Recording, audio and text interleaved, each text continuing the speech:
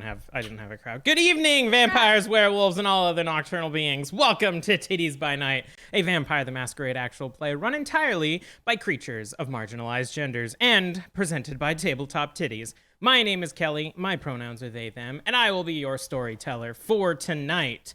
But before we get into the episode, we want to acknowledge the colonial history of Canada and how Canada has and continues to take from Indigenous people. The effects of colonization are still felt to this day, and we acknowledge that this episode is being recorded on the stolen lands of the Anishinaabe,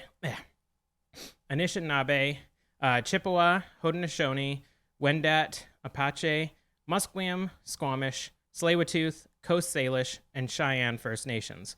If you would like to know more about the effects of colonization and to support some Indigenous charities and organizations, you can go to the resources page on our website at tabletoptiddies.com/resources. With me, I am joined by most of the investigators of the occult and unusual. Hello, everybody. My name is Charlene Bayer. I go by Char. My pronouns are she, they. And tonight I will be playing Octavia Miller, the Tremere, whose pronouns are she, her. Hello, my name is Emily Matchette. My pronouns are she, her, and oh my gosh, I'm struggling. I forget my pronouns too, it's fine. My name is Emily Matchette. My pronouns are she, her, and I play Imogen White, the Salubri, whose pronouns are also she, her. Drinks. I'm Dare. Pronouns she, they, and Faye. I am your resident problem child who's done nothing wrong and will continue to do nothing wrong as I play a Toreador tonight. Could you tell by everything about how I look? Hi, I'm Casper. My pronouns are they, them. Thanks, Emily, for reminding me. I play your Grin. Oh my god, what is he? What is Belgium Jerry? I forgot what he was. Gangrel? Gangrel, thank you. I'm Great. a gangrel. He's a him. Belgium Jerry, that guy. We're having a good night tonight. Rachel's gone and it's chaos. we can't live without you, Rachel. You don't know what we're doing. It's me now, right? Before we get into the episode, we'd love to thank one of our season sponsors, Inspire to Create. Inspire to create a space you can be proud of at Inspire to Create Shop, a small Canadian business supporting and sourcing their materials from other small Canadian businesses. They have everything to make your space as cool and nerdy as possible. They have cheeky and funny decals to personalize your walls and cars, and dishwasher-safe mugs sporting your favorite class for when you come out of a long rest. Roll for initiative with Inspire to Create Dice Towers and get one for yourself using our code Tiddies By Night for a discount at Inspire 2 Create Shop on Etsy. Tonight, we will be using Sirenscape to help make our stream more atmospheric. It allows you to have sound effects, music, you name it, they've got it. And it's free, so you can use it too. Try it out at Sirenscape.com. We also have a Twitch shout out tonight for Gimme Da Loot. Gimme Da Loot is a Dungeons & Dragons podcast about 5 dysfunctional adventurers blundering through an increasingly dangerous series of encounters with various levels of success. They also do fantastic interviews with folks from the TTRPG community and have been known to host some epic PvP cage matches as well. Catch them live on Twitch or via their podcast and get all the information at gmdlcast.com. Cool peeps over there. We love them. If you are watching us live on Twitch tonight, please consider subscribing to the channel. It's one of the great ways to support the show. We pay all of our folks here as much as we can via audience support. So if you're subscribing, you are supporting directly the people on the screen. If you have Amazon Prime, you get 1 free sub a month. So instead of giving that to Jeff Bezos, give it to Tabletop Tiddies. Because, carrying around double Ds, we need as much support as we can.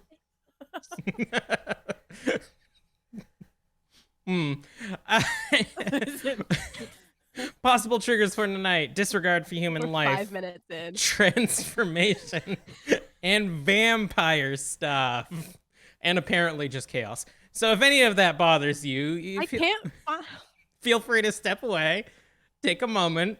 Clearly we need one, and then come back, and we'll be here waiting for you. Is everyone good? Everyone all right? No. This tonight's gonna be Fine. amazing. Well, without further ado, previously on Tiddies by Night, Evelyn prepared for her embrace for her gruel, William. The two of them took shelter in a sewer in Southwark and collected a meal for after the change. William built himself a little nest, and there in the grime of the sewer, Evelyn drained him of all his blood and fed his lifeless body some of hers. As he arose in a frenzy, William was nudged towards the captured prey, and he began to feed for the first time. Meanwhile, the other members of the IOU traveled to one of Leon's many estates to rest for the night, with Marguerite and a werewolf named Red. In a hurry before the sun rose, she told the group what had happened when she had left for a month. She told the story of her and her soul being merged in the Umbra, but something went wrong. In the end, she had to flee and took the only werewolf that defended her with her.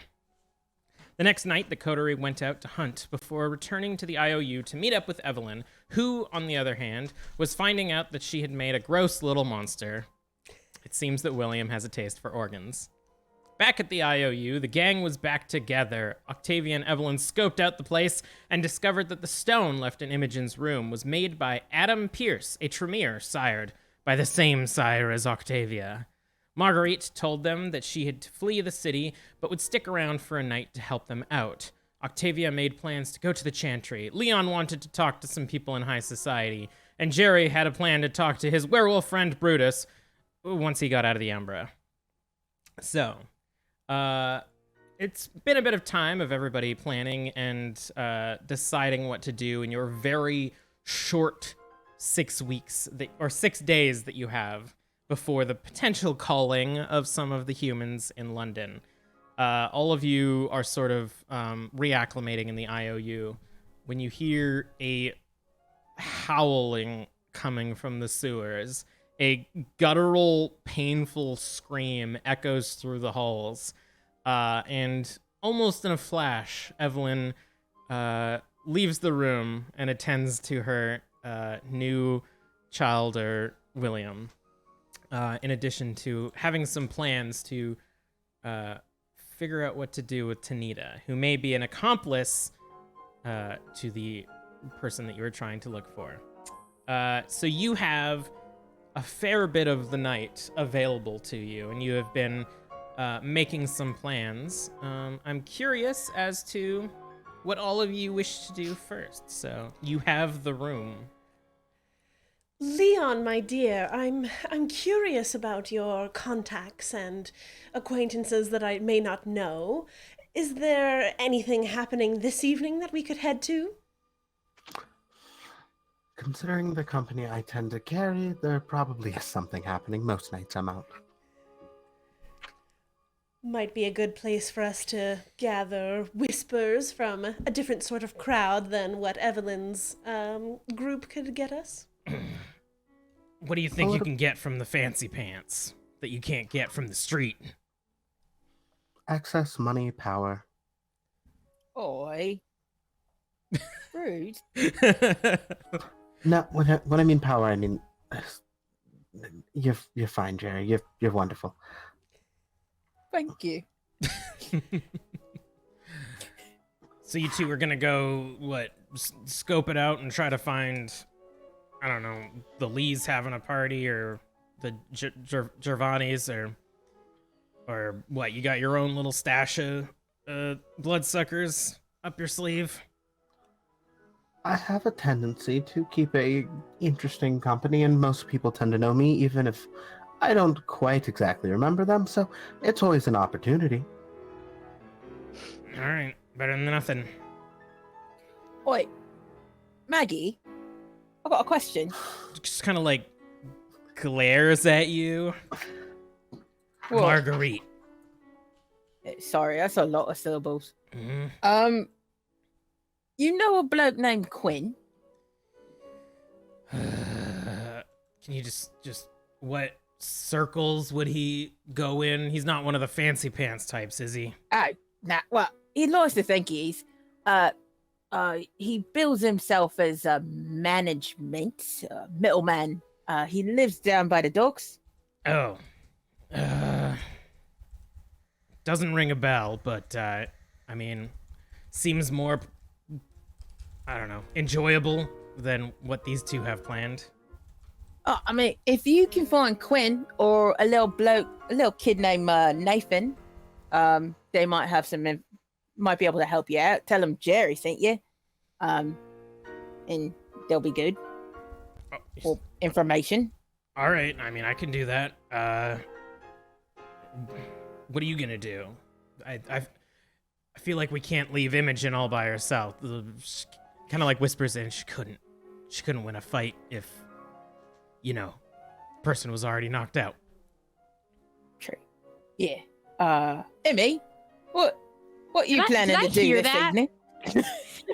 Roll a wits and awareness. Well, I will. I will roll that. Thank you. Double check what that is. What can I roll right now? I feel like you were probably one of the higher wits and awarenesses, if I recall. I'm rolling 6 dice right now. Yeah, that sounds about right. Which is funny. You'd Sorry, think I bought Imogen new wouldn't dice, be very so aware. I feel like perception, but not like naive perception. She sees a lot of things, but doesn't necessarily process it the right way. 2 10s, so 4, plus another one, so 5. Yeah, with no problem at all, you overhear what she says. Well, actually, I can hold my own. What? Oh, Of course you can, Emmy. Yeah, she's right for a fight. it's that. Of course. Yeah, right. I forgot. Growing up with the brothers. Mm-hmm. Right. All right. So that being said, then, Imogen, Jerry needs a bit of protection tonight. And I don't know where you two are planning to go, but apparently I'm gonna go find a man named Quinn down by the docks. Just gonna start shouting Quinn into the wind and hope that someone hears me. Yeah, he's all right. Like Weasley-looking fella. You can handle him just fine now. All right. And Imogen, you two? I would hate for your beautiful dress to I go just to want- waste. I want to make sure. I was just saying that I could hold my own. I wasn't volunteering to be the muscle. It's not really one of my. I just was. She starts cleaning. Just like when in doubt, just start cleaning. Start stress cleaning? Yeah. Perhaps you would be better off going with Leon then. I could use your help, Jerry, if you're free to head with me to the chantry instead. Chantry. What type of places is that? Just so I know, see if I can fit in. Of course. Well, they don't usually accept visitors, but we can make special exceptions, of course. It's where we Tremere go to master the craft of blood rituals and research. I'm hoping to find some information about your friends, the wolves. What, research? You mean there's books there? Indeed, yes, among other things. Right, yeah. Well, Emmy, you can go and protect Leon, and I can accompany the lovely Octavia to his chantry place. Now, when you say protect, I don't think we'll be in the most grave of danger. Crud. Jerry puts his arm and like pulls you in close, like, it's just to make her feel like strong, you know? It's very important Of course. for young women to feel like secure and safe. And I mean, I can absolutely not lift a finger if that's needed. But I think we'll be fine, honestly, as long as Imogen's a great person to talk to, and that's the sort of strength you need in my arena. Yeah, exactly. I think it's worth mentioning that I still look a little bit dead. And perhaps it might be a good idea if maybe I could grab a little bit of a snack and maybe clean up myself a little bit. But first, if we're going to a party and, I mean, your bedroom, your room hasn't been messed with at all, your makeup and powder and stuff's probably still down there. Could cover up some of those open wounds on your face. Well, you know what? I might need some help with that because, as you know, I can't see myself in a mirror. So, well, I mean, Travis is still here. If maybe someone could... Oh, here, okay. Oh, the desire to be like, yeah, let me explain to my human boyfriend that I can't see myself. Oh, it's boyfriend now. Okay, okay. That is Good to Emily know. speaking, not Imogen, for sure. Okay. How do I politely say this? Well, maybe I was thinking more along the lines of not Travis. She's like looking around. She's like, maybe I can't see. Marguerite's like scanning. Who would be? I don't know if I trust Jerry with makeup. What would Leon, go into doing could you makeup? help me a little bit? What would makeup? I have one health, consist of? y'all. Like That's a good. You know what? That's a good question. I feel like what do I roll for makeup is not a question that's brought up in Vampire the Masquerade. Enough. My suggestion is charisma and etiquette. That's pretty good. I was gonna say charisma and craft. Ooh, I was gonna say composure and craft, because it's those you got to be confident in your sweeps. Manipulation, but not. If it's composure and craft, I would have one die. Craft is more making stuff though, because I have a specialty of ghost gadgets for that. That's true. You've got pretty high craft. Okay, I'm gonna go with Leon's suggestion. What was it? Charisma and etiquette? Yes. Yeah. All right. So I feel like Leon's probably the best. So you can go down and help Imogen not look like a corpse for the party. All right. Well, you're in luck because if there's somebody who knows how to clean up a bit of a scene when it comes to makeup, that's me. I'm your guy for that. So how about we just go get this taken care of and get you a snack, and maybe you'll look at least only half dead. Right. I mean, I'm assuming that we're going to somewhere with other vampires, so maybe I'm making much more of a fuss of this than it needs to be. I just don't feel like I look quite presentable. Even amongst the unliving, I happen to carry myself. People are very particular about the way they dress. You've seen how I dress. Imagine people who are, I don't want to say worse than me, but more than me. Jerry leans over to Octavia. He's like, "Glad I'm going with you." Oh, just wait. There's a gargoyle for you to meet. Yeah, I'm really glad I'm going with you. All right. So we'll follow. We'll do Leon and Imogen doing the makeup. So, Imogen, the dresses that you had like laid out for your date with Travis are still on your bed when you were like selecting them. And there's like your accessories and stuff like that. So we'll say that you get dressed, and then Leon, you can come in. Roll me a charisma and etiquette. Let's go. Oh my gosh. I'm going to use a willpower because I have the worst rolls ever. How can I help? Nothing is more Toreador than relying on your beast to help you do makeup.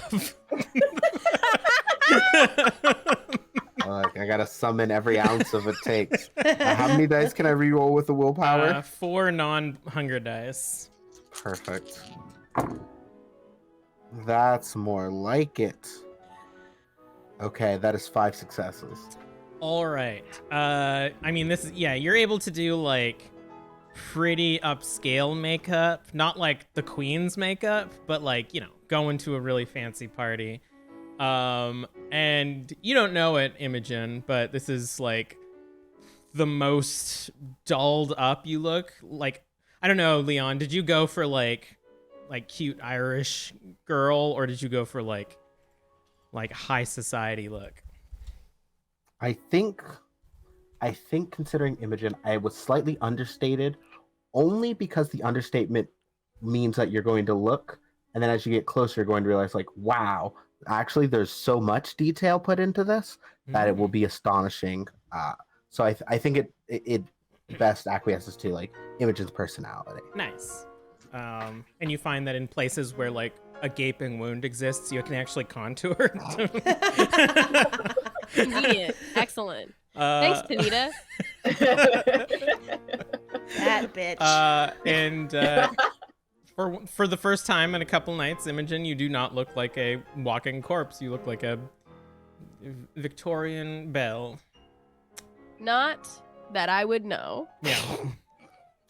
I will tell you, and Right. you know, you look amazing. Oh, thank you. Right. Good. Do you want to Yep. maybe do a quick walk past your friend Travis there, by the way?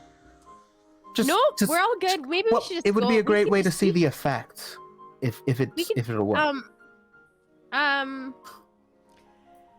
Oh, do it. Sure. I want to see the way his aura color changes.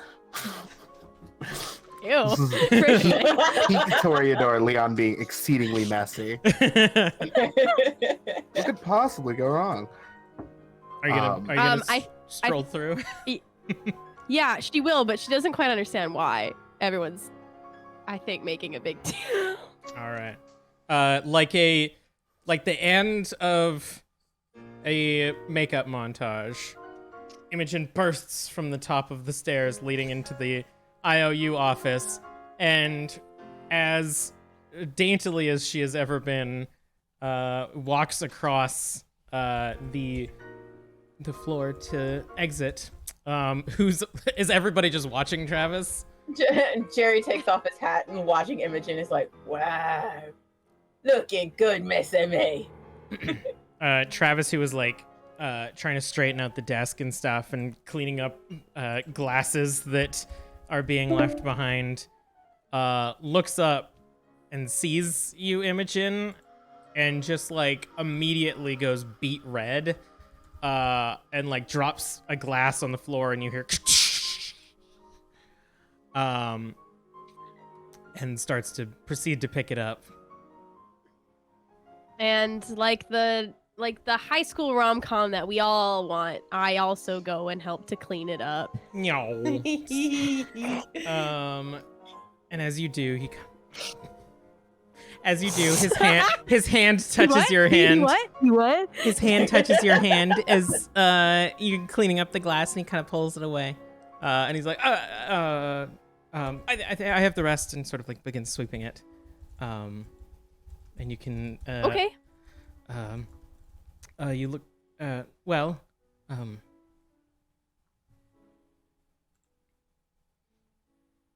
Well. Yes? You look well. You look good. Right. It was, Leon helped me with some makeup and, a fresh dress, and we're going to go to a party. So I think that I just feel a bit better all around. That's probably, that's good. Get reacquainted with everyone after your long trip. I'm just gonna get the office back up in working order. Okay.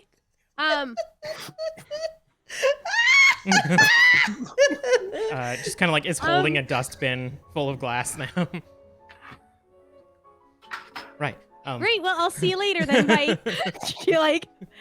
She turns out of there. And because I am dumb, I forgot to log into the right Google Meets account, and in about 8 minutes, this call will be dropped. So we're gonna take a quick break while I deal with that, and I apologize. So we'll be right back. We'll be back soon. Okay. It's a quick little technical difficulties. Happens to the best.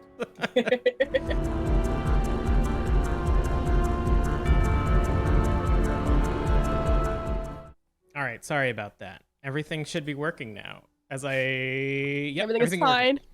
All right, we just had a very sweet, tender moment between Travis and If you add the word awkward in there, I feel like that's a. I mean, most nice moments are awkward.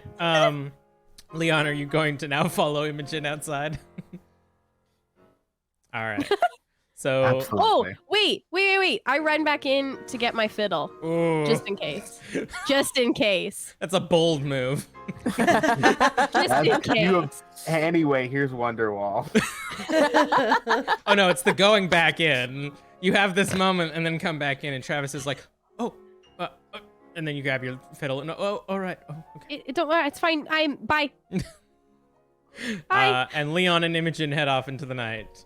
Octavia and Jerry, you are left with Marguerite planning her evening, getting some of her traveling wear that she had left in the IOU, and she is preparing to go out to the docks.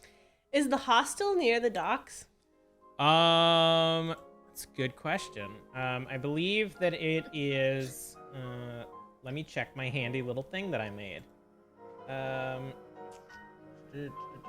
I'm asking because I'm trying to see if it would be feasible to ask her to also relay the same message to Sam. I mean, she's gonna be out all night, so you could tell her to do that anyways. Once she's done with this event, she's she's going to stay up and help you guys for this night. So, Okay. You want me to find that little paper lad? Yes, if you could. They do such great work. It's something miraculous how they can pick up tidbits of information on the road. If you could let Sam know, they're usually by the hostel at this time of night, to keep their ears open and their eyes for tomorrow during the day so that we can get a bit more information from the earlier crowd. Do you want me to also tell them that you're not dead? Yes. All right. I think they would know. I'm very tricksy, you know. All right. I feel like a lot of the neighborhood thinks that you are dead, but you're there's right. something in my heart that says that they believe I'm alive. All right, cool. All right. So, looking for Quinn, looking for the little paper seller. Got it. Anything else you need while I'm out? Eggs, milk? No, a bottle of brandy would be nice. I like you. All right. And she puts on her overcoat, grabs an umbrella, and begins to stroll out after one last chug of gin, and puts it on the side table. Speaking of Jerry, you feel a little rumbling, and I feel like you've been around long enough to know that at some point tonight, that alcohol's gonna have to come out. Ooh. But it's up to you. You have high composure, so you can hold it as long as you want. You sure about that? Excuse me, Miss Octavia. I've got to visit the loo. And I jaunt off to expel the demon water in my stomach. All We ever right. established this? I mean, 90% of the underground area leads to the sewers, so. Oh, Then I we was just would- gonna go out the front door and around the corner and then just in an alley and then come Just back. a whole bunch of clear, liquidy blood comes up. I mean, I would like a good callback to episode 1 of TBN, where Prophet did, in fact, deal with Imogen's throw up. It's true. So there is a solution right there if you want it. And you come back, Jerry, having expelled a lot of expensive gin. Yeah, right. Ma'am. Are you okay, Jerry? Never better. All A little right. sober, but you know. Okay. Just goes back to filing and stuff. And like at this point, like Travis has like organized everything and is just no longer sure what to do anymore because customers aren't coming. Well, Travis, you heard what we were speaking of course, gathering intel. If you're feeling like staying here and doing some desk work, that's quite all right, but why not keep one ear open for folks walking by on the street now that the outside of the IOU doesn't look as, closed off? I mean, some of the inkwells have dried up. I could go see if any of the shops are still open and ask around. Right. Octavia, love, this place got this building, your IOU. You got a library here? A small one, very small, down in the basement. Right. So I'm going to like spit in one of the inkwells just to get it wet enough so I can write a note to Travis, and then like hand him an address where I store like all of my books. And I was like, "Hi, mate, if you could pick up the belongings of this address here and bring them here, and just find an empty room for them, we'll be good. We'll be square." Yeah. This is pretty close to where I live. Lucky you then. Yeah. All right. Yes, I'll do that and sort of Almost tucks neighbors. it. Yeah. And he Well, sort of like will rush off. Well, Miss Octavia, it will be my privilege to take you to this chantry place that you need to go. Excellent. Prophet, sweetheart. And as he comes up, I'll just like reach into my bag and like replace his collar with the like classy bow tie. Ooh, We must look appropriate. the Christmas bow tie. Prophet and me imagine. Oh, lovely. All All right, right, in. here we are. Off and we you go. head off into the London night as well, leaving screams and guttural noises in the basement of the IOU. Leon and Imogen. It's a bit of a rainy night this evening. I shiver. Leon, you notice Imogen starts shivering, even though kindred never are cold. Are you doing okay? Are you nervous? Oh, I'm fine. It's raining, so I assume that it would probably be cold. So try not to give us away. I shiver harder. Well, so if you lean a little too into it, it can be considered a little gauche.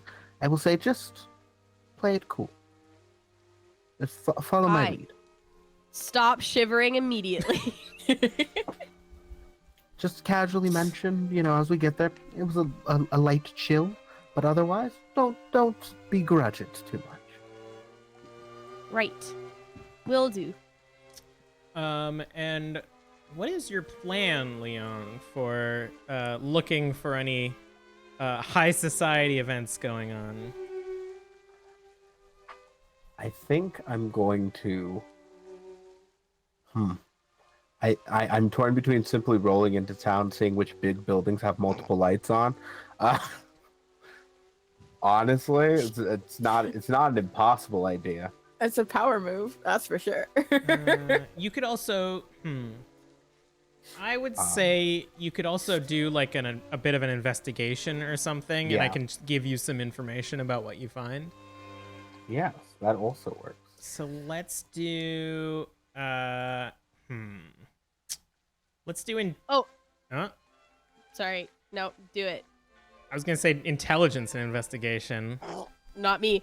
I was just gonna say that I would definitely make sure that I changed the cloth around my forehead to be a darker color, because I'm Nice. gonna assume that that eyeball will be bleeding at some point tonight. Fair assumption, yeah. One success. I am very low on intelligence and very bad at investigating. That's fair. So you sort of break out into the night, and sort of begin to like blend in with the people walking along the streets. You sort of get outside of downtown London, where there is that sort of still like awkward vibe in the neighborhood of the IOU, and you sort of get to the area where people have started to acclimate to the rumors and are out on night strolls and don't seem to really bother too much with the alleged creatures of the night. And you begin checking out some of your haunts that you would normally attend, and a lot of them don't seem to be having anything going on. And specifically, you notice that several of your contacts aren't in their estates and their abodes and their various meeting places. and you notice Imogen. You both have been going to a lot of places, and none of them seem to have any people there.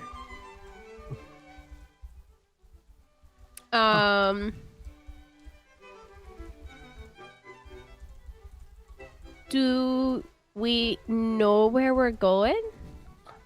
Well, I had a general, shall I say, hunch, but it seems like not as many people are out as I was expecting tonight, which feels weird because most people are willing to be out most nights. Can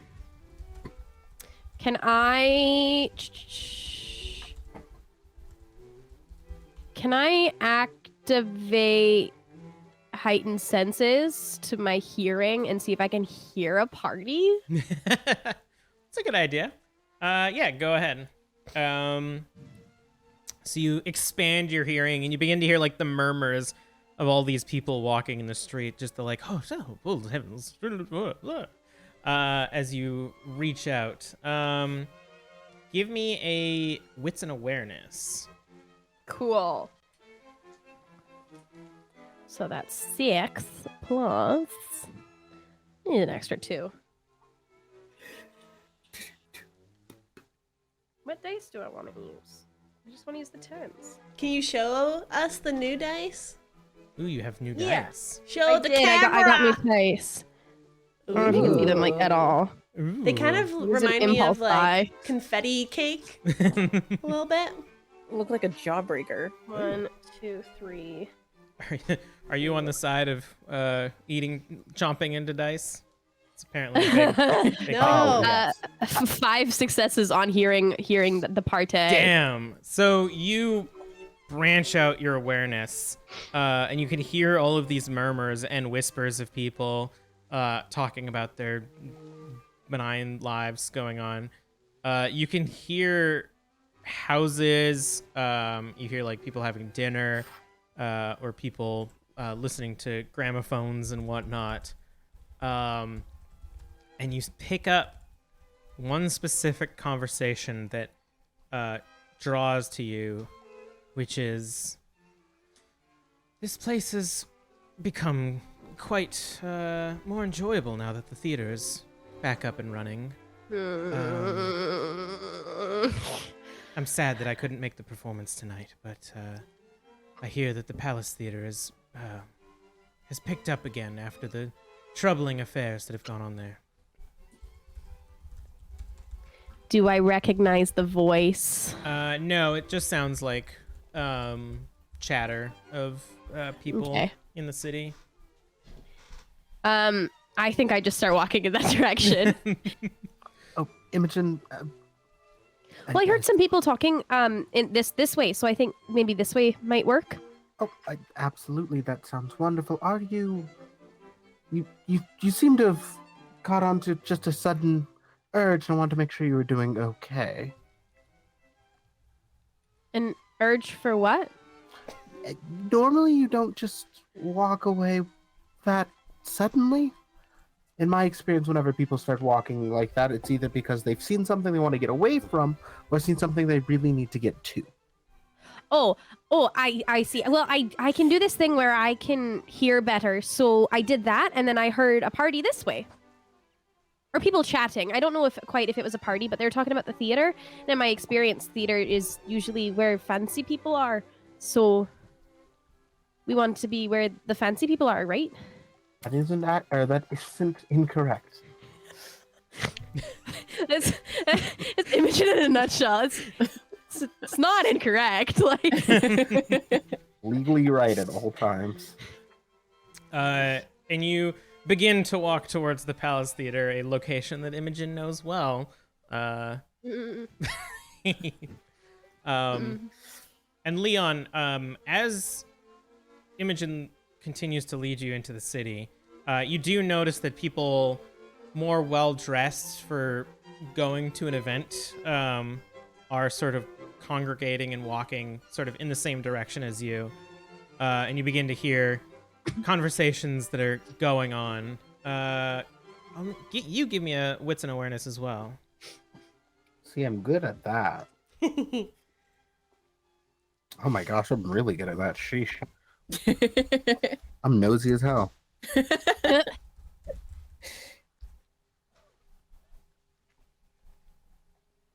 Do my vampire ears here. That is 4 successes. Ooh. You hear people talking, and they're like, I'm not much for cello, but it is good to support her in these trying times. And you hear another person saying, "Oof, I can't believe she was one of them, and her wife wasn't even aware of it." You hear more people talking, and someone says, "Well, I do think that Melinda Moore has a better swing to it than Melinda Lee. It's more theatrical, but it is nice to see her back on her feet since her wife was uncovered." And in fact, as you approach the theater, you see it has been decorated to be a bit more toned down than it usually is. It's a little bit more somber and more classy than the like vibrant colors. And you see a sign out front. All of the marquees and stuff have been advertising Melinda Moore, the cellist, and it is sort of advertised to be almost like a comeback show. And you see a poster that has a painting of this woman who, for all intents and purposes, looks like Melinda, and the hair has been done more delicately and elegant, and she's not as bombastic as the Melinda that you know is usually want to dress, and it definitely seems more of a somber performance than you've usually seen her do.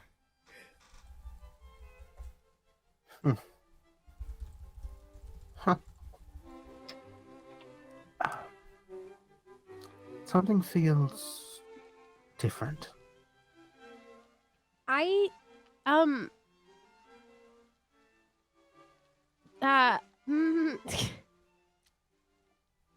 I don't think Imogen understands what's going on at all. Emily does, but Imogen, right over her head.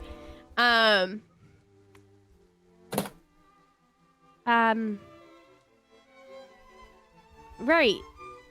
Yes. She nods.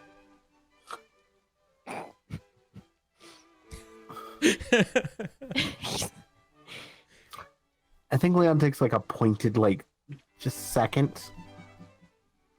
Are you doing okay? Of course. Just wanted to make sure this is our first, I think, job together, solely the two of us. I just wanted to make sure everything was okay. I'm not necessarily used to your methods. I don't know if you're quite used to mine yet. But anyway, let's... maybe we should meet Miss Moore. Right. Yes. Introductions could be helpful. Right. Does it look like there's a way for me to, like, go get some time to talk? The front sort of ticket area is pretty crowded at this point. And I will say that given Leon's level of connection, there are quite a few mortals here, but you do recognize a lot of kindred in the crowd. And from where you're standing, I would imagine Leon's probably been to the theater.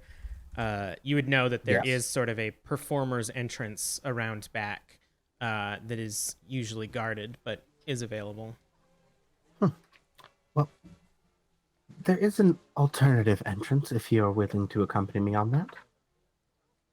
Sure, absolutely. I'm have kind your of like violin hiding. on you, correct? Yep, I do. Maybe this isn't the best idea. They don't like me. When you say don't like, is it polite rudeness or active trying to murder?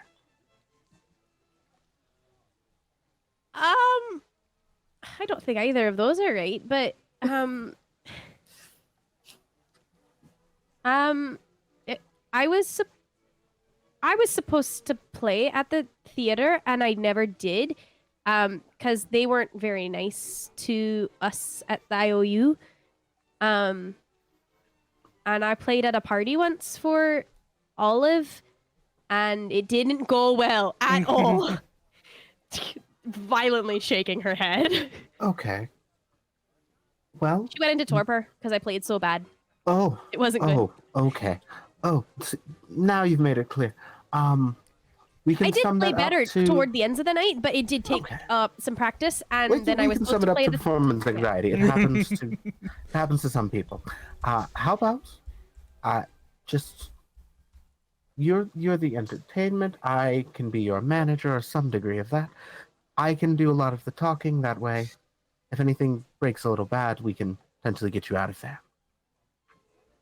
Right. Okay. And if it's too much at any moment, you can leave and I'll find you. Right. Do you trust me? I do. Yeah, of course. I don't trust Melinda though. So I wouldn't either. We have a slight history. of what? Anyway.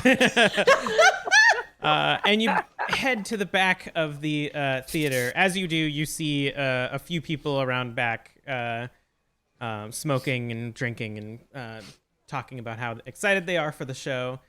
And as you circle around back, you see that this sort of door has, in the back of the theater, has been set up to be guarded by two relatively burly, but mostly intimidatingly burly figures wearing expressionless, featureless masks, and their hair has been sort of pulled up in a bun, and they're wearing small hats, and they're just sort of standing there by the door, not moving. Oh, hello, my large friends. I was here to sort of escort some talent in. Don't suppose you can allow us in? The one closest to you looks at you and then looks past you and says, "Miss White, Miss Moore will be excited to see you." Of course. And then proceeds to open the door for you. Okay. I appreciate you. Do I? What is your name, by the way? Just so I can always thank the present party for their excellent service. Sort of looks down at you and doesn't respond and just holds the door open. Strong but silent type. I respect it. And as you enter in, the back room has been not heavily guarded, but you still see those masked figures sort of like here and there, mostly for protection. And you walk forward. Imogen, you have been here before. This is where you had met Melinda for the first time in the back room. And you hear this faint cello music playing off in the distance. And you make your way to Melinda's green room. And you can see through the door, faintly lit by a lantern, is this very large figure, hair sort of done in braids, playing the cello. Just...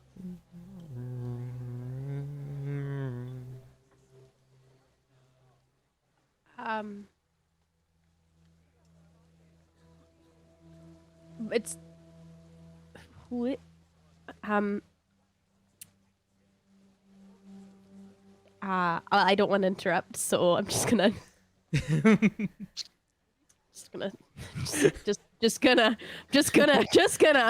Kelly. I'm just gonna stand. Just stand there for a while. Yep. As you stand for a while, you eventually, the cello music And the figure turns around and looks at you. And you can see the familiar features of Melinda Lee. But her makeup is done much more Spartan. She's not the same, again, large figure that you remember seeing. And she sort of stands up and carefully leans the cello against the door. And then lunges at you. Oh, God. And embraces you in a hug. Oh, no. And says, It's worse. Imogen, it's so good to see you. I thought you had died. And that is where we're going to cut to the other two. Jerry and Octavia. You are making your way towards the chantry in the university. You're sort of getting into the more university district, and Octavia's made this walk several times and is doing it very confidently. Now, you Jerry must has never been realize- here before. You must realize there are certain areas that I won't be able to grant you access to, but the books themselves, there should be a section that would be fine for you. If there are other Tremere inside the building, many of them can be a little uppity, would be how I would describe it. So please exercise caution, if you will. They may not get your quick wit and humor. Oh, you flatter me, Miss Octavia. But the gargoyles are always good for a joke. Oh, right, yeah. I'm mostly be talking to them then. And probably find me a book, sit in the corner. You know. And as Octavia leads you to one of the main buildings of the university, she veers off swiftly from the entrance and sort of walks along the side in the grass, and leads you to a side wall that you see several plaques that seem to be dedicated to famous professors and people who have helped raise up the school. And I recognize 0 of the names. Top secret stuff. And I grab the correct one, pull it out from the wall, and rotate it in my hands. yeah, I also couldn't remember which direction I had said it was rotated, even though I was an ass about it in season 1. And you see Octavia rotate it, and as she does, several of the plaques push forward, and the wall shifts over, and you can see what is a very dark, poorly lit room that is almost like a coat room a little bit. You can tell that it is very well decorated, but very dark and dim. Are there actually coats hanging in this room?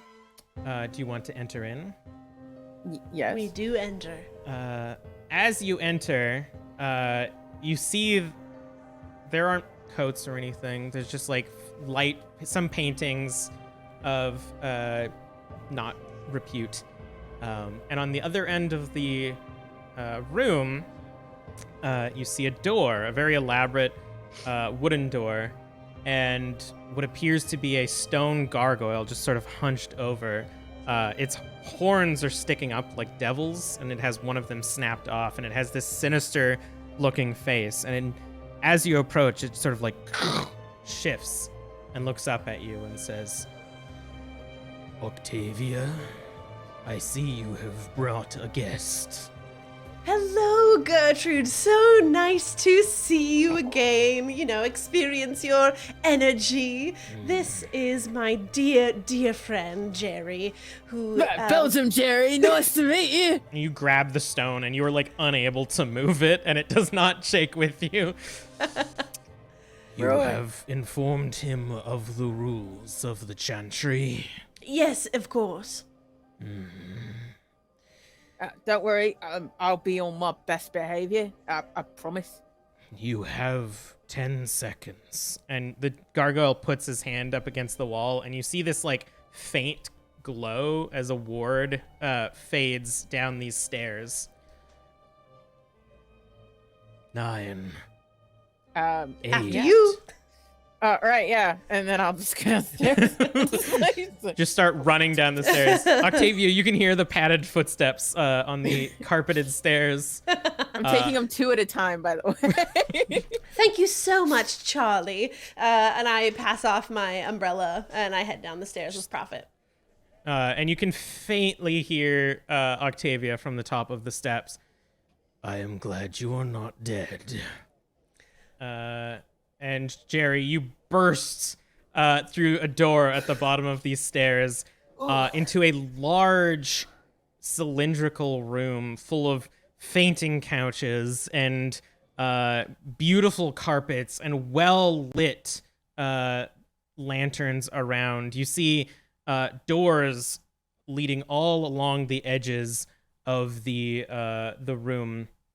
And you can see some people sort of walking in and out of the doors, and you hear a behind you as the wards reactivate. Octavia, you can take your time. They will allow you to pass. Yeah, me and Prophet and just gingerly walk down the steps. You can feel that feeling of your blood being accepted into the chantry. I wait patiently for Miss Octavia to appear at the bottom of the steps because I'm not touching nothing. And you can hear Octavia as you enter. More noise than you're usually used to. Usually you come to the chantry on odd hours or there's not a lot of people here, but you can hear a lot of chatter and people talking, and it seems that the chantry is like buzzing at this point. Well, this is perhaps a blessing and a curse. Quite a busy evening today. But What? I believe you when you say you'll be on your best behavior, so just trust your gut.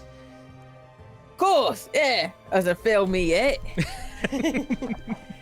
And I'll walk Jerry over to the area of the library with the books that I usually don't head towards, that they will be able to read. You lead. You have to remember for a moment. 'Cause it's like, oh yes, right here, and then you lead to the door. Jerry, the chantry is, you can tell, very fancily decorated, but it sort of seems like out of time compared to Leon's estate that you had just been to, which is like modern and upkept. You notice like a lot of things either seem incredibly old or from different places. A lot of paintings don't resemble anything that you recognize, and you can tell that like like a lot of stuff is brought here for research and whatnot, and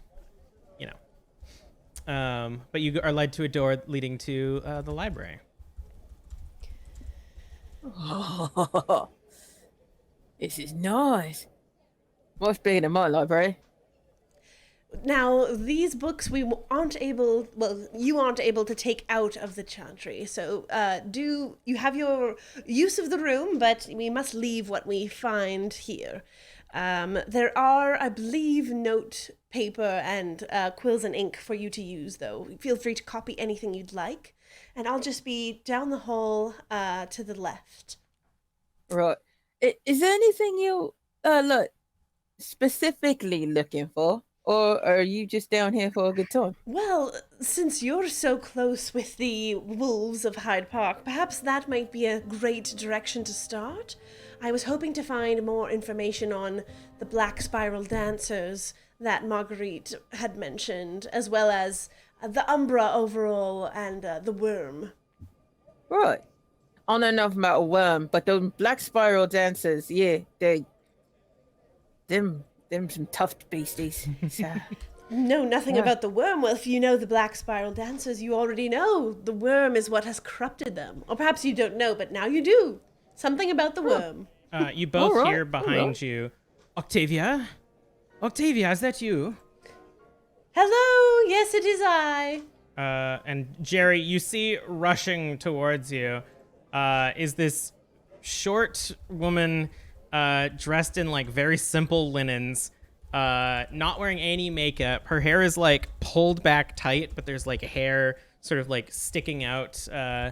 And immediately as she comes close to you, you smell just this like thick old smell of blood. And the front of her dress is just kind of like covered in this dry caked blood and like hand wipes. And you see her rush up to Octavia and give her a big hug. Right. Miss, you got something on your shirt. Oh, yes. Sorry. Octavia, it is good to see you. My name is Rita Gibb. I am a friend of Octavia's. I usually don't have to worry about my presentation, but it is so rare that we get a visitor in the chantry. Right. Belgium Jerry, nice to meet you. She like, shakes your hand, and as she like looks at you, you can tell that like in life she was a very tired woman, and that's sort of like that expression has never left her face, even in life. She reminds me of my mom. Octavia, I thought the IOU had been. I thought you were dead. They all said that it was the humans. They had come and finally defeated you or destroyed you or something. That is precisely why I'm here. And before I go into any more detail, I would like to see if I'm getting a vibe of...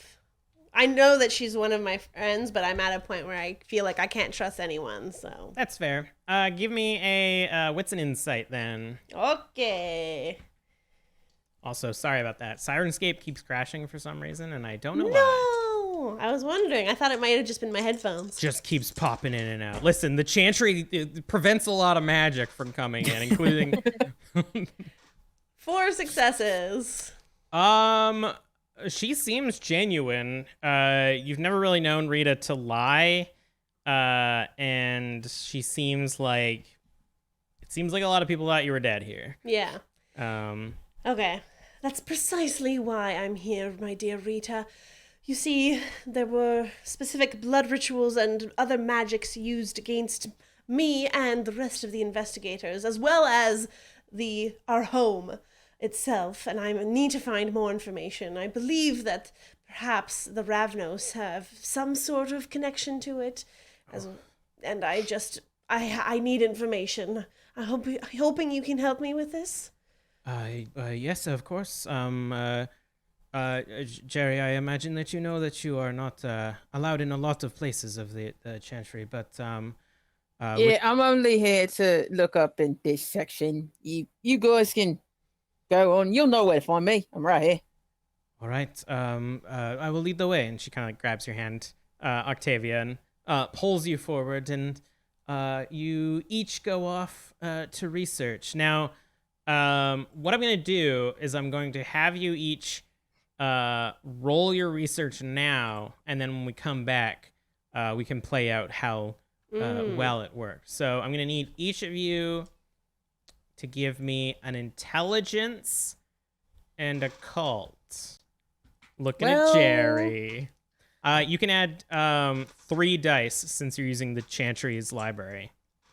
Do I get to do that too? Yes. Oh, you damn. That's why you come to the Chantry, baby. Okay, so question. Yeah. Does it have to be occult? Can I do academics? I will say yes. The information that you get might be more from a human's point of view than Well, because I'm looking more how to kill a spiral dancer instead of like what actually makes them. Okay. Or so yeah. I will say for sure then, but it will dictate what information you get. Cool. Alrighty, I've received at least 2 10s. Also, I spent a willpower and didn't get additional successes. No. So, R.I.P. me. But 4, 5, 6, 7, 8 successes total. Damn. All right. Okay, so I also got 8 successes. 2 of them, two of them are crits, right? Yeah. Hang on. Yeah, And then I spent a willpower as well because I just wanted to do Max it. Yeah, I just wanted to do my best. All right, then that means that you probably will get a lot of information when we come back. But in the meantime, we're gonna go on our break, and we will be back shortly. See you soon. See ya. Good morrow, fine patron. Are you looking for music for your character, campaign, or Twitch stream? Does music move you like prune juice after a colonic? Well, here at OBP Musical, we write music from any genre, from fully orchestrated pieces like this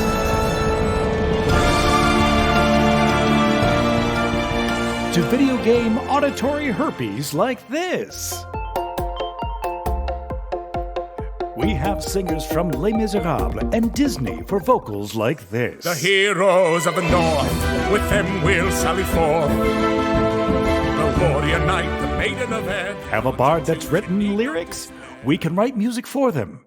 So, if you want music that rocks, come to us at OBP Musical and get your rocks off. That sounded weird. Music and songs from any genre, from opera to country, pop to thrash metal. We are jacks of all trades. OBP Musical, music for any occasion. Birthdays, weddings, having a bris. We've got you covered when others don't. Go to obpmusical.com for more info. Have you heard of PinUpCanada.com? This fantastic Vancouver local shop offers the best selection of pinup clothing right to your door. With inclusive sizes ranging from extra small to 6X, each item has been handpicked and carefully curated by owner and former pinup model Jen Kaboom. At PinUpCanada.com, you can find retro swing skirts, dick-shaped soap, vampy wiggle dresses, glorious purses, and more. Seriously, at least half of my wardrobe is from this amazing independently owned shop, which ships Canada and US wide. Don't delay. Follow them on Instagram at PinUpCanada and visit PinUpCanada.com to find the perfect retro outfit and risque homewares today.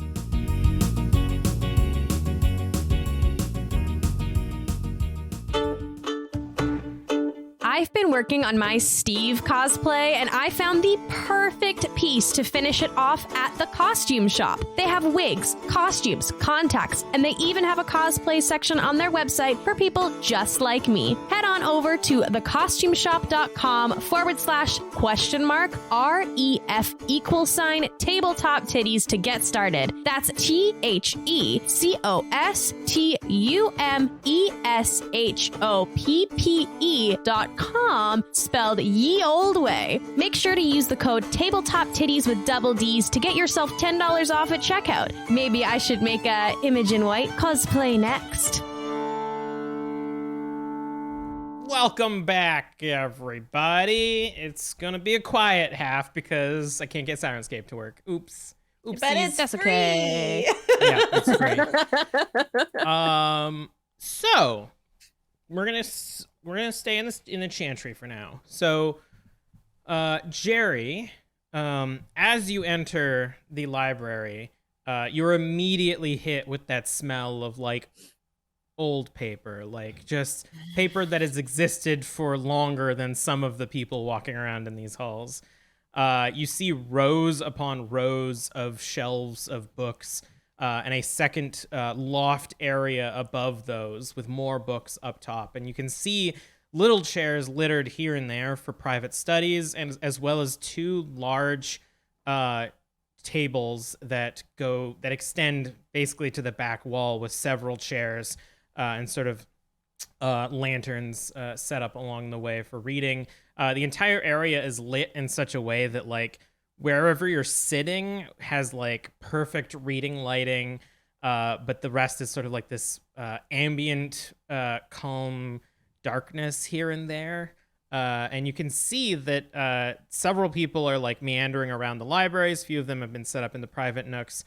A couple people have just like sprawls of books and note paper out on the larger tables. And it seems that this place is bustling with Tremere at this point. And as you sort of walk in, you don't get like a lot of looks. You get like a few people like peek up at you and then just like, all right, and then go back down. Some people look and they sort of like question for a moment because they don't recognize you. But there's almost this like not chaos, but almost this just like focus in the room of everybody seems to be doing something that requires their full attention. So after the initial like, who the fuck is this? It's like the room just sort of goes back to working, and you are standing at the entrance to this library. I'm gonna take a big whiff. It's my third favorite smell, and my fourth favorite sight. Yeah. I'm so curious what the first two are and the first three. That's Patreon content right there. I bet one of them's liquor. So what's your first course of action? I'm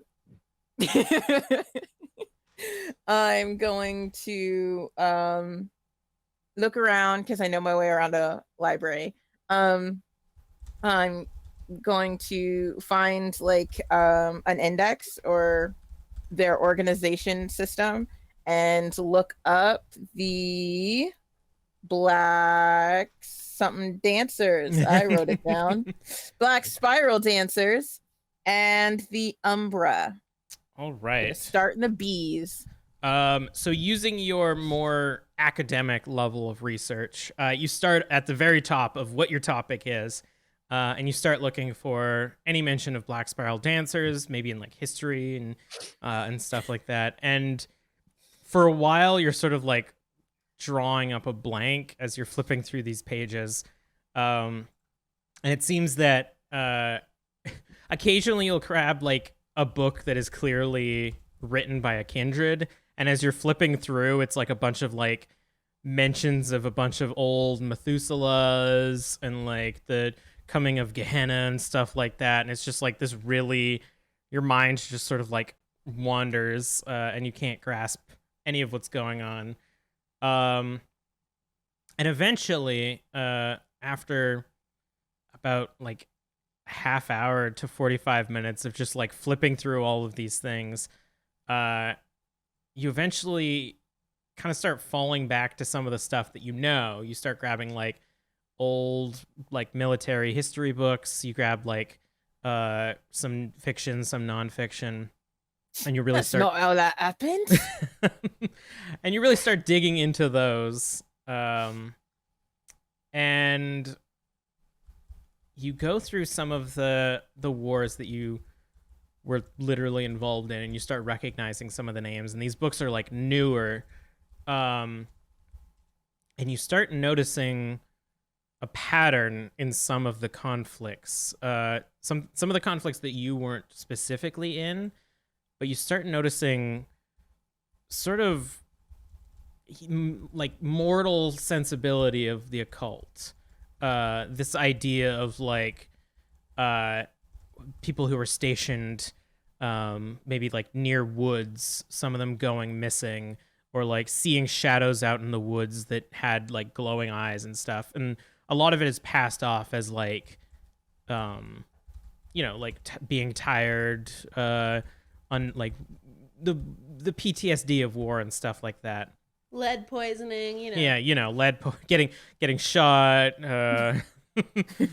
not sleeping for 7 days or whatever, and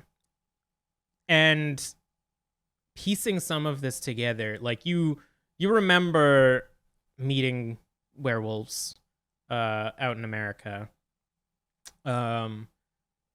and some of them would tell you like places not to go, not just because you were military or whatever, because literally like this land is cursed. And a lot of the places that you remember were once like very sacred places, places that werewolves were either drawn to or had like made a sacred area. And you remember the word cairn, Caern, and like your memory isn't of like what that means or what the Umbra is or what any of this stuff actually means, but it's more like how people reacted around this stuff. And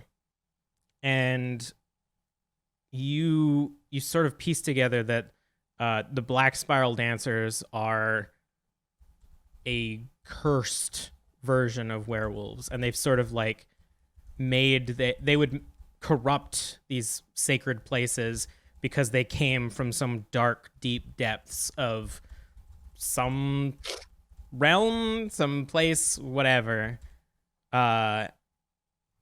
And you find passages in some of these newer books of soldiers coming home missing themselves, but more total, just coming back blank slates, missing their souls, as a lot of people mention it. Yeah, that's a lot of the information you get. So I don't find any information on like how to, or how has anybody had any kind of success on, you know, murdering or like, I mean, you did. I meant like without trying to lose an arm, like a standard way of like trying to kill him. Give me a wits and awareness. Oh, Cracker Jacks. Sure. I'll roll my solid 3.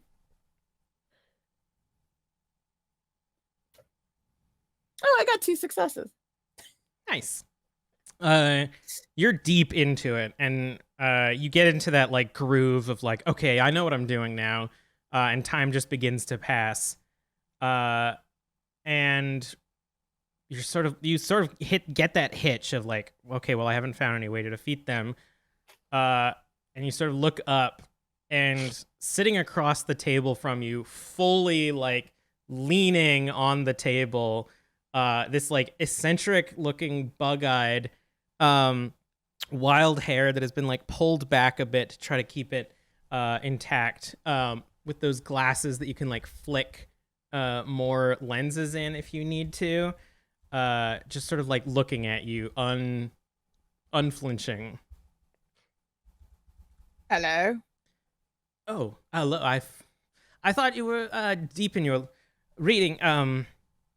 What do you have there? Just a book. About what you want? Just you're not Tremere, are you? I don't think so. Well, I'm more telling you, you're not Tremere. Right. Thank you. Who are you? Why do you have so many books on, what is that, war? And, interesting. A lot of these are journals, I see. What are you doing? Reading. Who are you? Reading what? Right. Well, I won't answer any of your questions till you answer mine, mate. Who are you? You can call me Sebastian if you must, but right. It doesn't matter what names we use. You're... What have you learned from them so far? Just a bunch of hocus pocus, really. Nothing too useful. Kind of like looks around. I mean, that's sort of the general concept of this place. We've all chosen a certain profession because of hocus pocus, as you say. What are you looking for? Can I help you? No, I'm bored, and I know how to fix that. God. Right. And You hear in your head Leon go, no. Right, so the way I fix boredom is having a nice little rat tosser. All right. And I slam my hand down on the table, and I'm like, right, so grab on. All right. I'm about to arm wrestle this bro. Sort of like grabs your hand, but like the wrong way. Not like that, mate. Here, and then I fix his grip. Is this what you were researching? No, Oh. right. So, you want to try and put my hand down before I can put yours, and I'm gonna be real nice since you're first time. So I'm gonna close my eyes Yes. and well, let you do your best go. Are there any more rules? No, just put my hand down. None whatsoever. All right. Right. All right. And they seem squared up. Yep. Uh-huh. Go. Give me a Oh no. This is going to be bad for give me a composure. Give me a composure and resolve. Oh, I'm not good at those.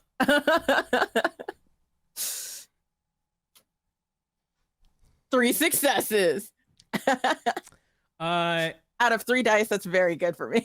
As you begin, you like instinctively go to push, and you can feel this almost like coldness in your arm, as you just like almost like the worst like muscle freeze ever. Your arm just like can't move as much as you want it to, and you see Sebastian just sort of like takes one finger and pushes onto the palm and like slowly moves your hand down onto the table and just sort of like holds it there like that.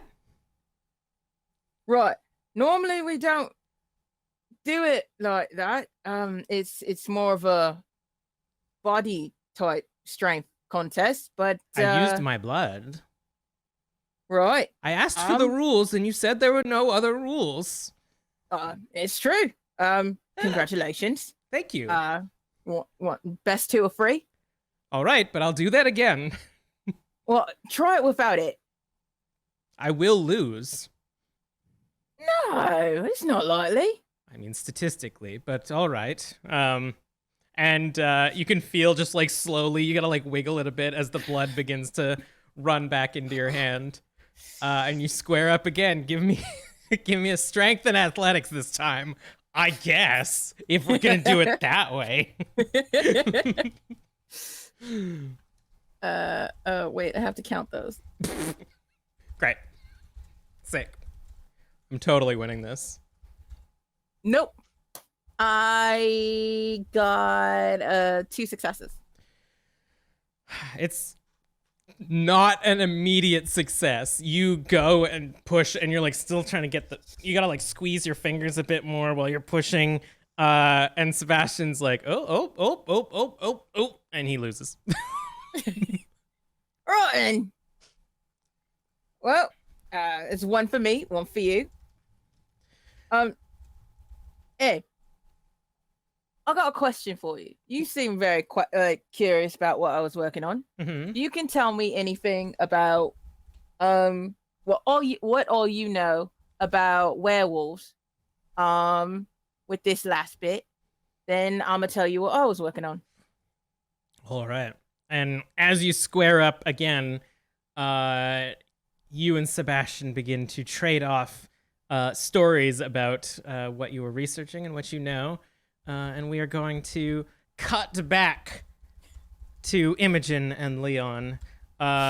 Imogen now just in this embrace, and even without all of her like massive dress and hair, Melinda is still towering over you and sort of like is engulfing you in this hug. And she sort of like pulls you back, like still holding your shoulders, looking at you, and she says, "Well, I thought that your little office was burned to the ground by the mortals, but here you stand." Here I stand. Yep. Mm-hmm. It's very nice to see you. It's nice to see a friendly face. And then looks like past Imogen at Leon. And Leon, you're here as well. Glad to be included with the friendly faces, but not quite one of them. It just How are like you turns doing? Imogen to face you, Leon. Look at this face. How could you compare? And sort of like pats Imogen on the head. Oh, I'm doing dreadful, dear. Always biting, Melinda. Yes, well, we don't talk about that here, as you've maybe heard. Rumors of my dearly departed wife. And just sort of like looks off in the distance and stops talking. My Oh, no. condolences. Thank you. We all must move on, especially in the face of such evil in this world, but here I stand, a stronger woman still, beginning my third performance of the week. And you've come to see it. How nice of you. Yep. Right. Yes. Lovely playing. Yep. Leon, why were we here again? I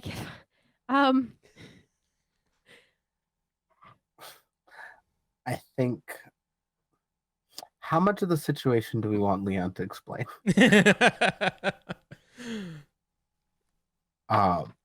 Imogen would love a refresher. Just when in doubt, she doesn't know what's going on.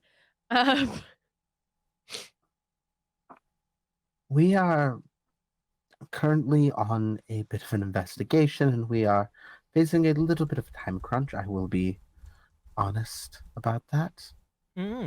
Interesting.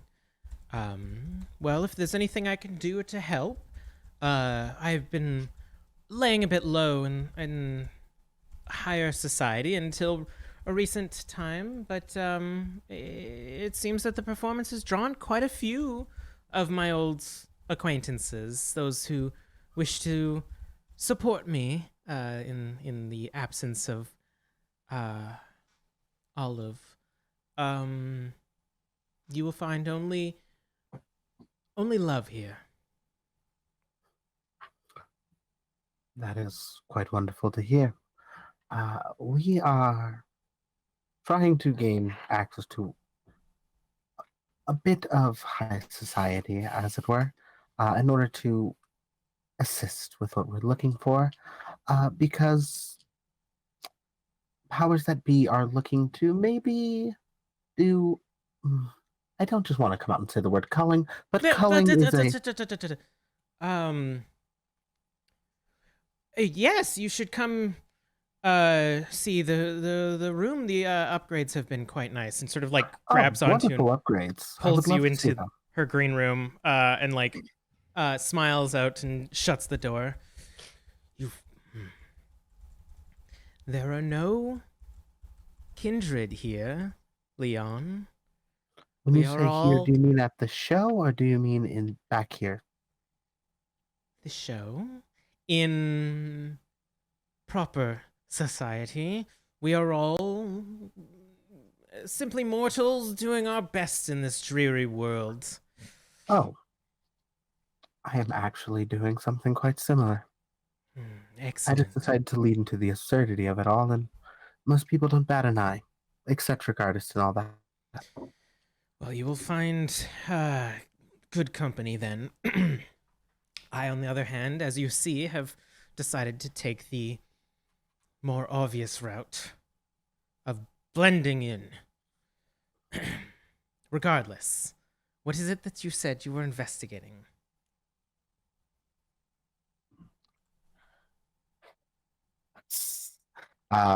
Can I just do the classic and Leon explains the situation? Yeah, for sure. Do you just classical music plays? Do you explain everything then? Unless there's anything I would be expressly told to keep under hush hush. Okay, cool. I think so. In that case, as you mention, trying to gain information on Albrecht to sort of dissuade any thoughts that the mortals have done this. Her like interest is very piqued, and you can like tell she's like digging her nails into her fingers as you're saying that, and she says, "So you have come here to gather information to bury that man once and for all? Possibly should have led with that. Anything that I can do." Fair? I do appreciate the offer. Getting access to the people who may know things is always helpful. From a lot of my contacts seem to have also gone a bit more underground, so information's not been the easiest to obtain. That's fair. You will find that, as I said, a lot of us have decided to reacclimate to the mortal life. But you will find those who are following within your footsteps as well. Imogen, my dear, have you given any thought to performing again? No, well, it's a great way to blend in. I was out of commission for a while there, so I might be a tad rusty, but maybe. Well, I will say that, as always, you are welcome here. And I like subtly put my violin behind my back. Give me a dexterity and self. Because I forgot. No. Oh no. Oh no. That would be one success. I think I drop it.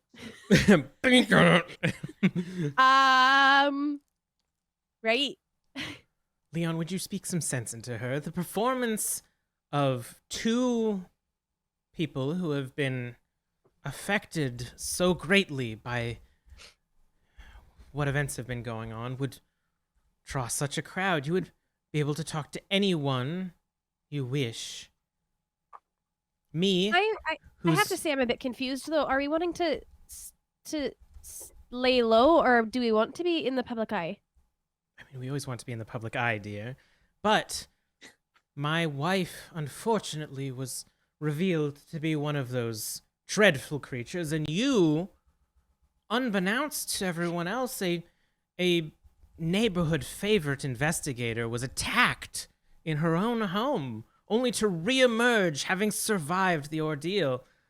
I actually was just away on a trip. You missed the entire ordeal to return to your friends having been... Right. Good. Think of the advertisement, dear. Think of how many people you could talk to. Just a moment, and I like pull Leon aside, even though I'm assuming not in a very big room. She'll politely step away. What do you think? Should I? I never want you to feel like you have to do something against your will. If you don't want to perform, you are under no obligations to do that. Now, the real fun part is figuring out how to get out of that. Luckily, yours truly is also a bit of an accomplished performer. I don't mind performing. I just don't know if it's the right thing to do. Then absolutely, I can do it. I don't have a problem with that. Yep. Don't know where that sentence was going. Just kind of ended right there. Well, if you are confident in your abilities and feel like you can navigate through this without any degree of trouble that you are not prepared for, then I absolutely, by all means, encourage you. However, in my experience with Melinda, she can be very,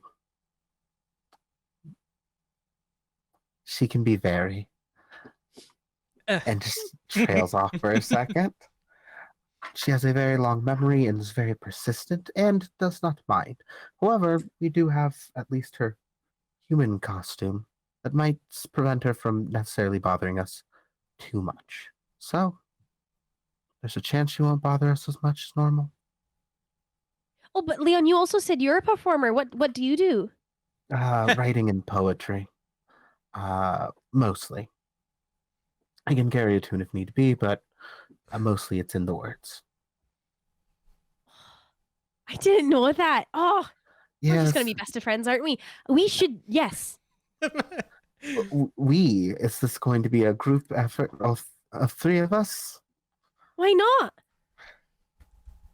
I suppose I can write something down and get some. And like Leon has like a small, like notebook of just lyrics / just writings. All right, Melinda, it's settled. We're all three of us are going to perform together. You can tell that she's like been listening. And is like,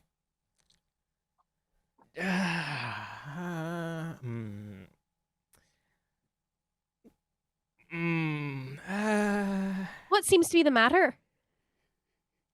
just like looks at Leon. I shoot a pointed look back because I know exactly what the problem is. Nothing. You said performing would be very good for the IOU. And That you Leon did. is a part of that now, so I That think is that also true. wouldn't that be better?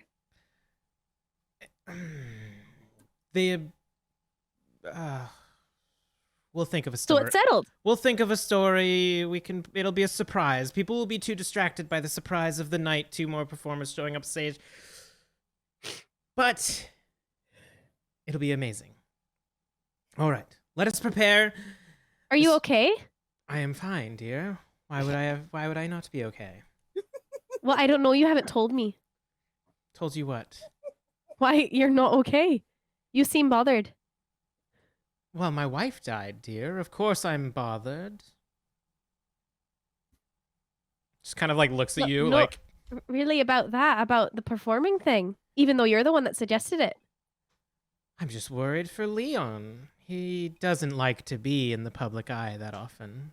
More of a rat behind the scenes.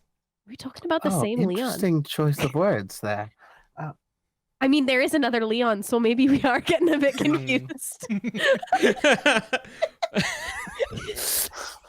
Oh yes, the rich one. What an innocent response to that very loaded comment. I guess you're all gonna start getting ready to perform, and that's what's gonna happen next time. No way! You don't. Dare doesn't get a week to prepare a poem. Oh, I can prepare a poem in 2 minutes. No What are time you at all. talking about? I did all last season with Rhyme Zone open. Oh my Listen, I can write a poem in 2 seconds. Don't worry. we're either going over time or we're gonna. Okay. This is going to be the thing that happens because also I want Rachel to see this. Good. That's fair. And we come back to the chantry. Octavia, you've been pulled sort of into the area that you're used to researching with. Rita's like you can feel the sort of like radiating energy from her that clearly she has missed you. You would know that she doesn't really have a lot of people that she hangs out with at the chantry, and even though all of the Tremere are sort of inherently blood bonded to a degree, if the Tremere can have nerds, considering they're so dang nerdy, Rita's sort of on the outs a little bit, but she's very excited that you're back. And my dear friend. Yes. Oh god, I gotta do French again. Octavia, you have you probably do not have much time. Just British, whatever. Is there anything I can do to help you? Yes, please. I'm looking to find information on things that either can break wards or the illusion magic and rituals that perhaps the Ravnos use. Also, Are you aware of any new Ravnos to the city? Or ones that would perhaps have reason to be upset with the IOU themselves? I can only speak about perhaps the fair that you had recently attended. Yes. I know that they had association with Ravnos, but not perhaps not Ravnos themselves. Have you had a chance to read Bram Stoker's Dracula? Ooh. I don't know if we are allowed to. I don't know if he was part of making that book, but have you had a chance to read it? It was read to me. Auditory theater, so lovely. Yes. Oh, I'm jealous. It has been mentioned that perhaps Dracula has been working with the Ravnos. Again, we are not too sure of how much of that is true. Interesting that you say that this Dracula perhaps may be actually someone in our community. Oh, are you? He is. We are trying to find out just how involved he has been with this book. He has sequestered himself since it has arrived. Sequestered himself where? I don't. One of his manors out in the country. Near here. Transylvania, perhaps. Oh. Again, we have not. Nobody has heard from him since the book came out. The idea my that apologies, my history knowledge is lacking in this area. I didn't realize before the novel even was released that Dracula was a member of the kindred. well, not a very loved one, but the implication that he has come to London and made a real mess is not true. But apparently, the novel states that that was his goal. It's not a very good novel, but it suggests malice from him, and again, nobody has heard from him since. But I am getting ahead of myself. Wards, New Ravnos, anything else? That's my main questions, other than Jerry, my friend that I brought with me, will be researching the Black Spiral Dancers. We seem to be having a problem with them in Hyde Park. I have not heard of that. A lot of us have been held up in the chantry. Not many of us want to go back out into the city, and have sort of found sanctuary here. But Are you also? Has Adam Pierce come nearby? Have you spoken with him recently? A dear friend of mine that I'd like to be reacquainted with. I have not. That was another of hers, right? Indeed, Vanessa. He has not been around. He's not been around since about a month ago. Why? Do you suspect that he is perhaps involved? Well, and I'm gonna take out what the gem that is not a bloodstone but seems similar to it. Mm-hmm. What can you tell me about this? I know that he placed it in my home. And she takes it from you. This is unique, certainly, but not particularly complex. Would you mind if I kept this, and I can give you any more information once I have had a chance to research it? I have a lot of time on my hands. Sure. Thank you so much for that offer. Very generous of you. The more hands on deck, the better. And the two of you go off and begin researching. So with your 8 roll on investigation and occult, you would know that there are, unfortunately, a lot of ways to dispel wards. The more powerful they are, obviously, they're the more difficult ones. And the ones that the Lees did were kind of like, they did you a favor a little bit. So it wasn't necessarily the most powerful one. I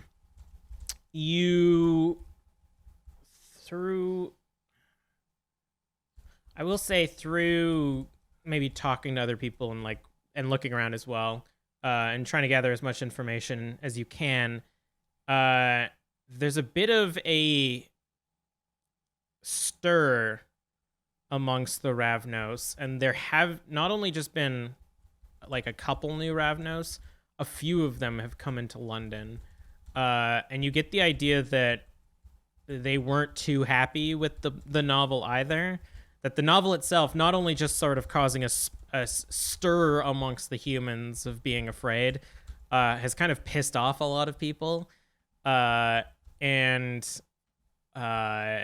sort of through their like coming into the city, there's a lot more Ravnos in town.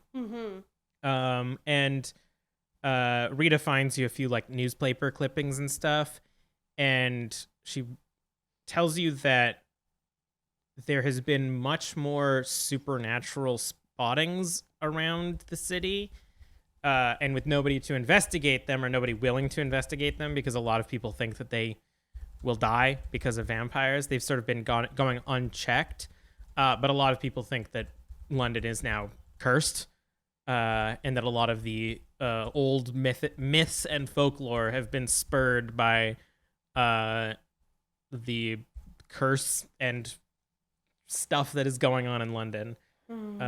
So you see a lot of like hounds about. There's been more like ghosts and stuff, more like artifacts, like spooky artifacts around the city, and it seems that, I don't know, kind of like Artifacts around the city. You know I love a good artifact.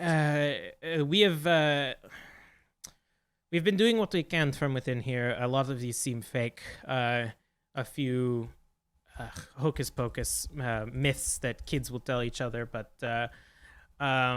it is hard to tell if perhaps your disappearance has made them more brave. Maybe some of them are true. But most of these are fake, even just at a glance. But yeah, it is strange that so much has been happening recently. Must have something to do with this. I wish I could help more, but as I said, we don't have many eyes and ears on the city. We are hunkering down as much as we can. Yes, I've asked some friends of mine to help out with that, so I'm hoping to gather more information as well. Is there anything else that you want to research while you're here? You can cling to that 8 for any additional information. Fam, anything else I'm forgetting? What's the reputation of Albrecht? Yeah. Kind of a dick. He held his position mostly through connections, and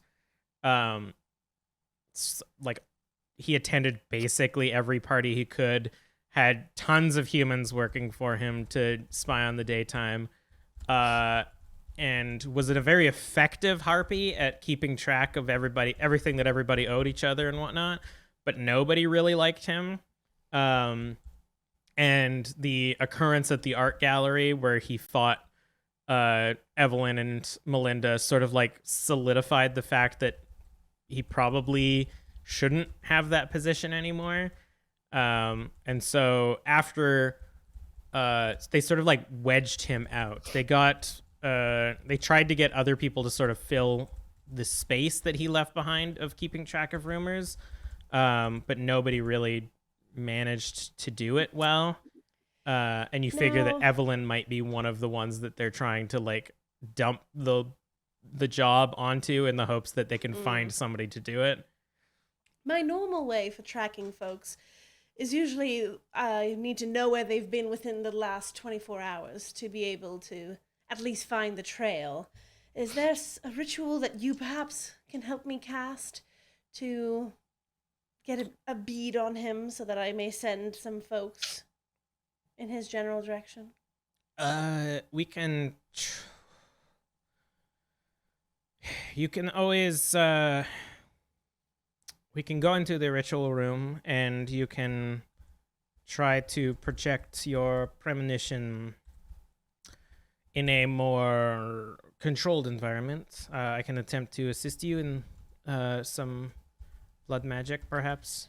I would definitely appreciate that. Thank you so much, Rita. And she will...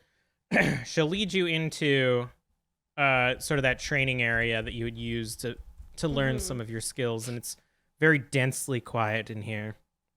And you can smell just the thick blood. And she sort of like sets up the ritual room around you. Give me a resolve and auspex.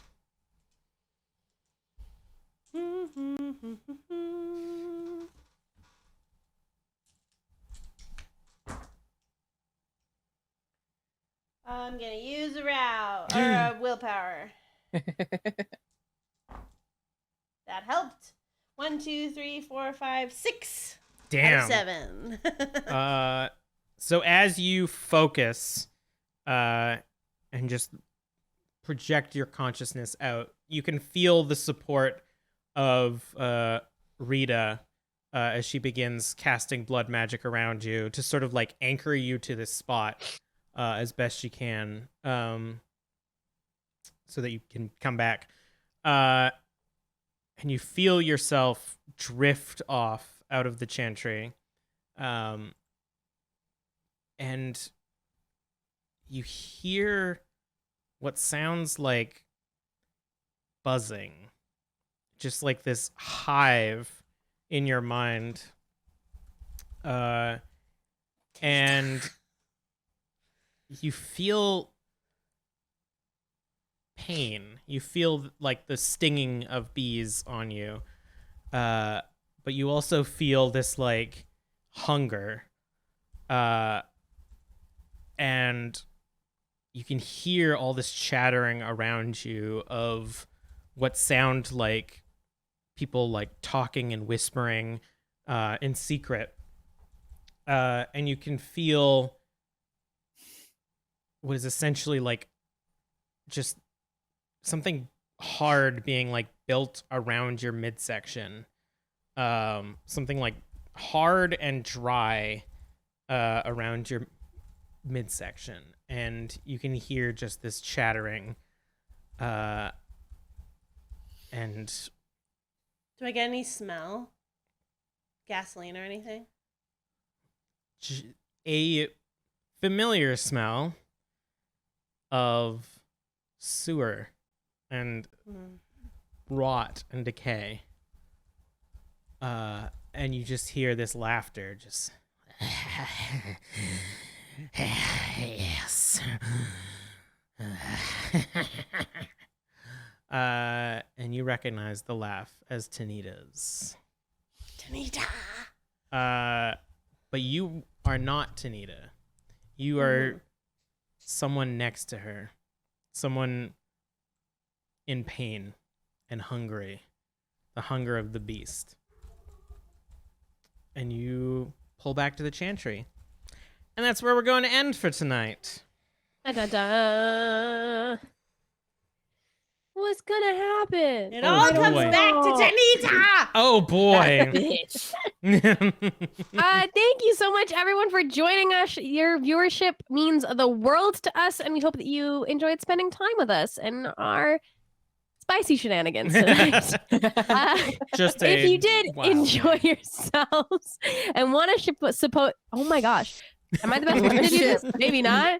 If you want to show your support, the best way to do so is by heading over to patreon.com/Tabletop Tiddies. When you become a patron, you get access to a multitude of behind-the-scenes snippets, polls that affect our games that you see here, bonus episodes, and more. We also have a merch store. If you if you saw this show tonight and thought to yourself, I need some Tiddies merch, plastered all over my body and my home. You can check out all the cool designs that we have to offer at tabletoptiddies.threadless.com. And I also want to let you know that we have a Pride collection going on. It is year-round, but we're boosting it during right now for Pride Month. That all profit from this collection goes to support Community, which is a non-profit organization based in Vancouver, BC, that works to improve queer, trans, and two-spirit lives. They provide a safer space for LGBTQ2SAI plus people and their allies to fully self-express while feeling welcome and included. So you can go shop the Pride collection over at bit.ly/tittiespride. Made a nice little short link for you there. Hey. And speaking of supporting these titties, our Indiegogo shout out for this evening goes to Dagmar der Veduven. I Thank you hope so that I did your much. name justice. Thank you so much for supporting us and backing our season 3 Indiegogo campaign and getting this season going. We could not do it without you. Last but not least, make sure to follow us on social media at Tabletop Tiddies. And if you tweet using hashtag TTTiddies, Kelly or Char might, steal your name for an NPC. It's mine. Identity theft is not a joke, but it is right now. You can find all this information on our website at www.tabletoptiddies.com. And remember, every time we say titties, it's with double D's because boob jokes. All right, that's all I have. Excellent. Please end it. Dork Tales is on. Yeah, we're going to raid Dork Tales, so stick around. Give them love. Send them the titty love. Yay! Woo! Bye!